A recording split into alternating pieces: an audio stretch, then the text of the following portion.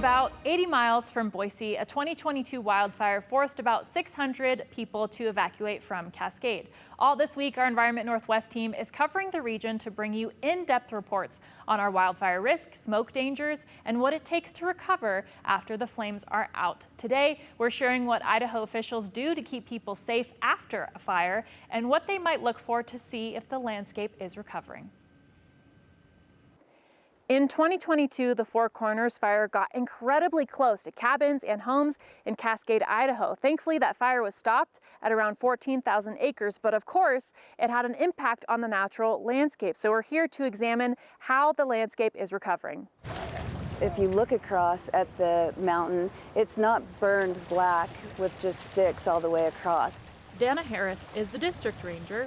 As far as the severity on this fire, for the New Meadows district of the Payette National Forest. About 98% of it was moderate and low severity, and about 2% of it was high. Harris says that's a good thing. That tells us that this is a fire that's doing its natural thing on the landscape. Prescribed burns were slated for this area before lightning ignited this fire in August of 2022. There hadn't been one for a while.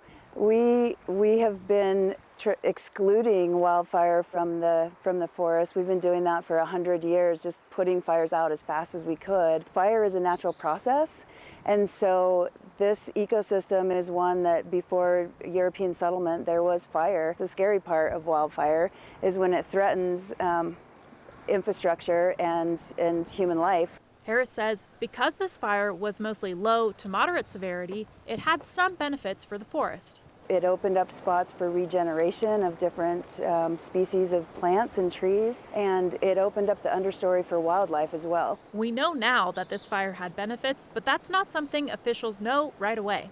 A specialized team is deployed to determine the severity of the fire and if there are still root systems to hold soil on the slopes. We want to make sure that it'll be safe over the winter and when it rains. University of Idaho professor Heather Heward was a field observer on the Four Corners fire. She specializes in fire ecology and management. My job was to go around into the areas that were burning actively and observe what was burning so that I could communicate back to what's called the fire behavior analyst and say to them, hey, this fuel type is burning right now and this one's not.